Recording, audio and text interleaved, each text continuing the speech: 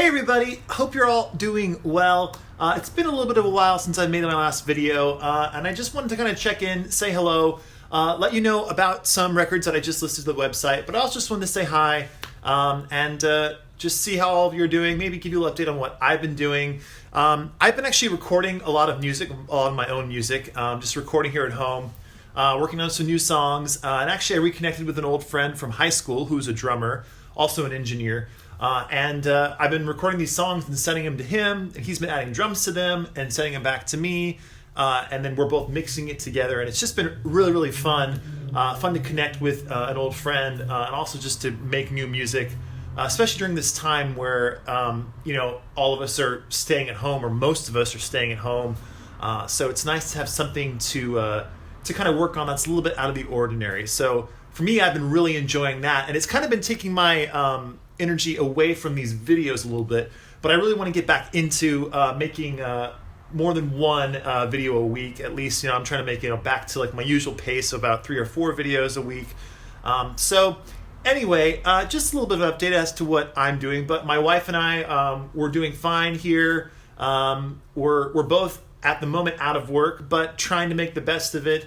And obviously I still have my website where I sell records and stuff like that. So that's fun for me to work on. And then we both play music as well. So we have a lot of stuff to do here. So things are going great. And our cat Bob, of course, is doing really good as well. He's taking a nap currently in the other room with my wife. So things are good. And I hope they are good with you as well. You and your loved ones. Hope you are staying safe, staying healthy, and trying to make the best of this kind of wild time.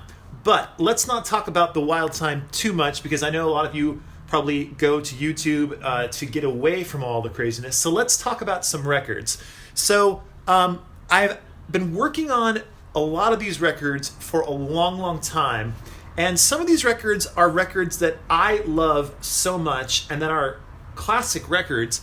That kind of have taken a backseat to a lot of the like Beatles and Led Zeppelin records that I've been putting on the website, which I love as well. But the Beatles and Led Zeppelin records, as I'm sure a lot of you know, are the ones that everybody's after, and that's what everybody wants. And because of that, I do kind of feel a pressure to, get as many Beatles and as many Led Zeppelin and Rolling Stones records and those really popular records on the website as I can, and I will continue to do that. But sometimes a lot of these great other records kind of get overlooked, maybe glossed over. Doesn't mean I'm not working on them or I'm not, taking time to listen to them and listen to the website.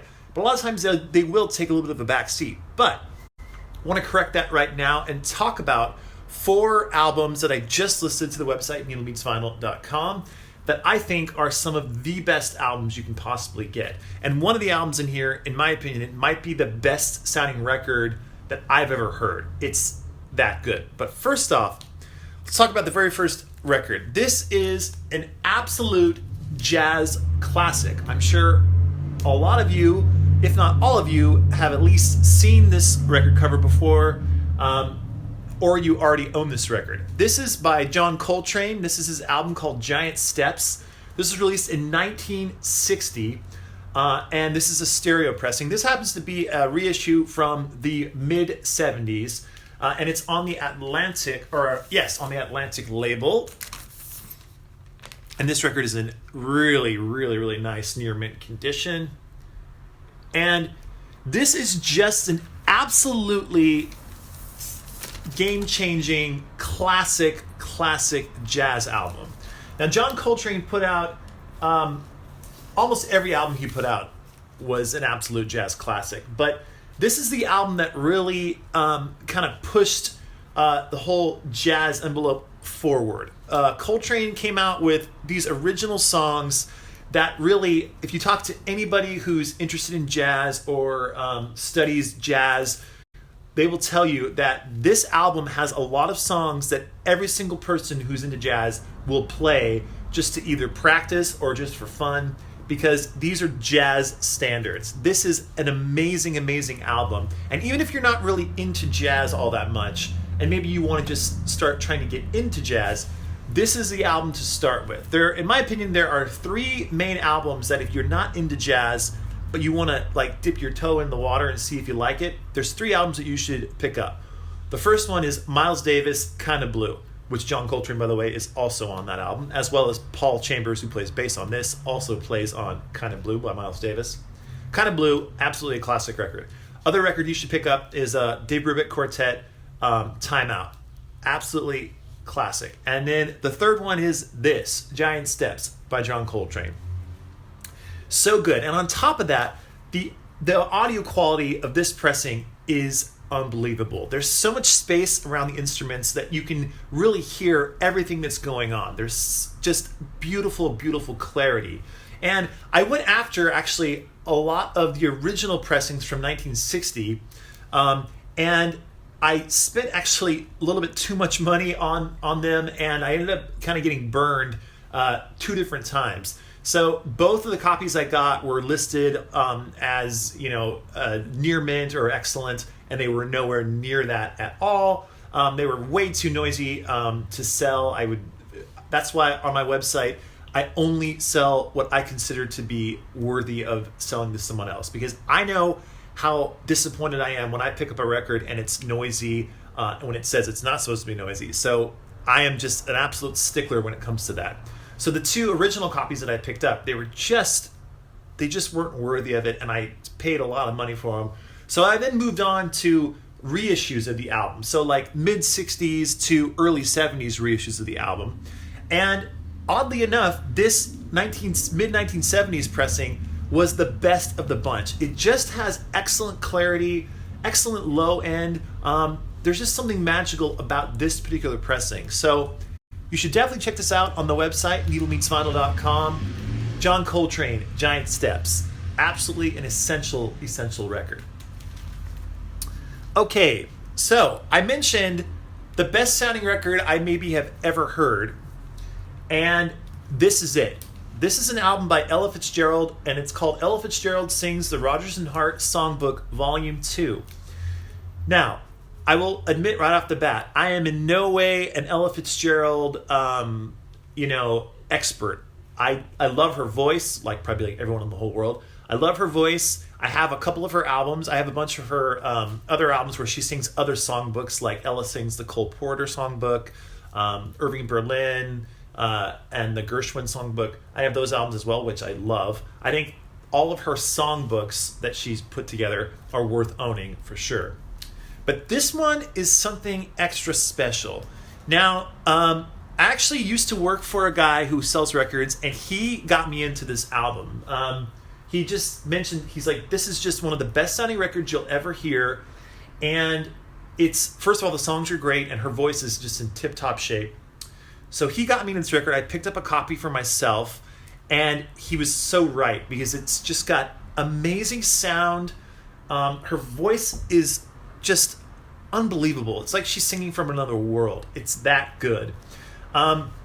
So I knew I wanted to get this album on the website, but it took me a long time to find this album in good shape. And this is one that is one of those ones that you find that you just can't believe. So I was record shopping.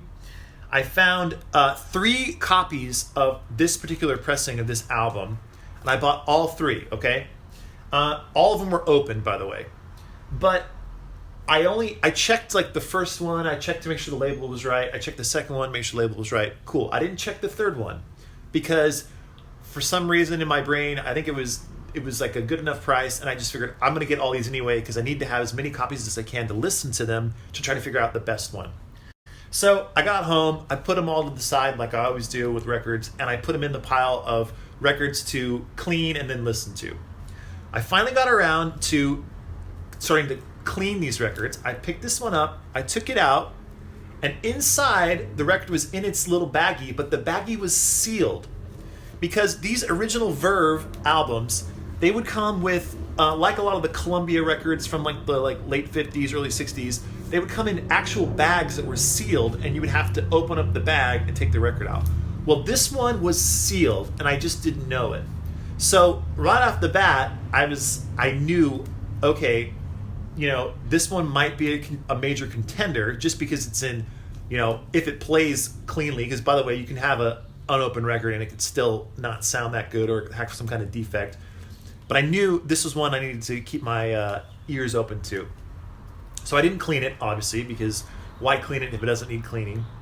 Put it on the record player, and it's just in pristine condition. Now, when I say something is in near mint condition, I only say it if it truly is in near mint condition. And this is just about as close to near mint as you can get. In fact, this is almost what I would call mint. But I won't call it mint because anything that's open and has been played is no longer mint, in my opinion. But this is just a brilliant, brilliant album. And it happens to be a later pressing. This is from 1960, but it's on the Verve label. And this is a stereo pressing, by the way, I should say, true stereo. This album is also available in mono. And I have a mono pressing, and I like the mono pressing, but the stereo is the way to go. Now, this is hi-fi in every sense of the word. It's just pristine. It was recorded in a beautiful, beautiful way.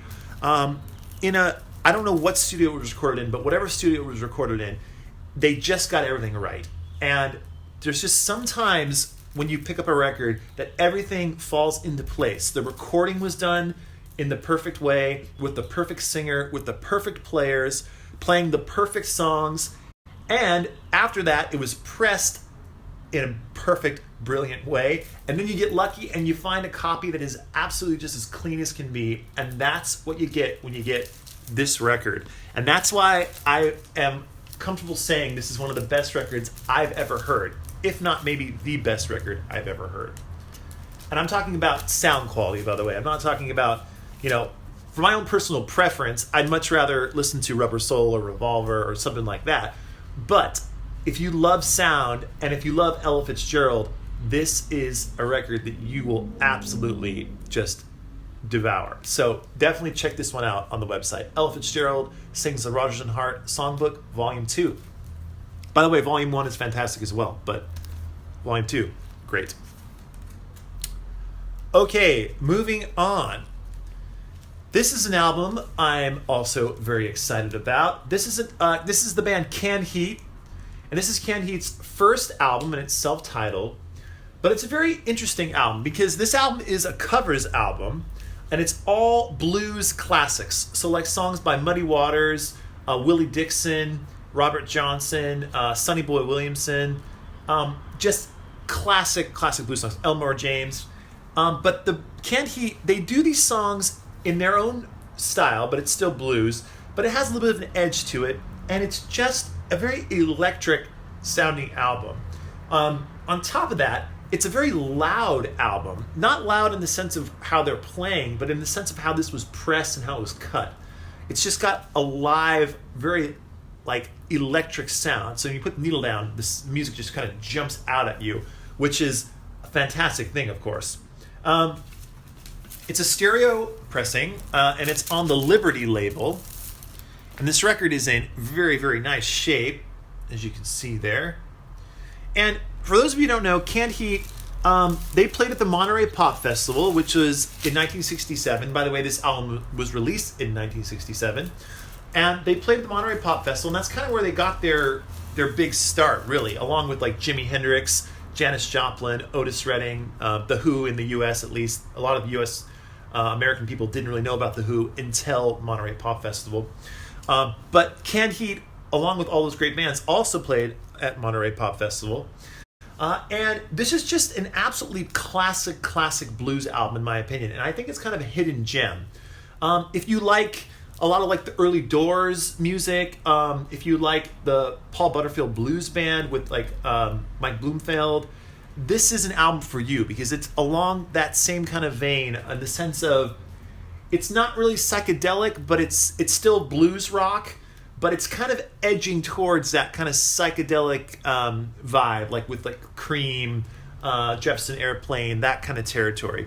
It's just a very, very cool album, and just a lot of fun to listen to. And if you haven't heard this, I recommend it highly if you like the artist I just mentioned, because it's really, really great. And this is a fantastic sounding pressing. So definitely check this one out. Canned Heat, self-titled album, released in 1967.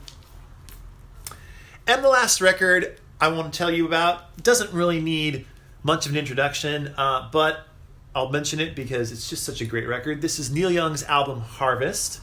And I've had a couple of other copies of this on the website, but I finally got this third one up. And it's just probably Neil Young's best known album. And this pressing happens to be in fantastic shape. And this is a sterling LH pressing, has sterling LH on both sides in the dead wax.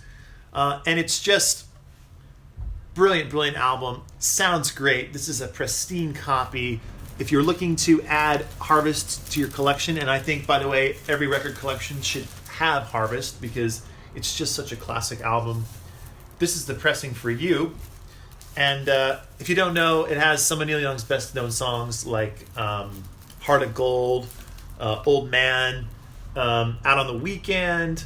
It's got all the greats. So definitely check out Neil Young's Harvest album. So I'm not going to put that away yet. I'm going to put it right here. If you are looking for some new music to listen to during this time where a lot of us are home, head on over to the website, needlemeetsvinyl.com. And I don't know why I said .com like that, but head on over to needlemeetsvinyl.com. Check out these 4 albums and check out all the albums that are currently on the website. And if you want to pick one up, definitely do that because they're there. And hey, hope you're all doing well, and we'll talk to you soon. So bye for now.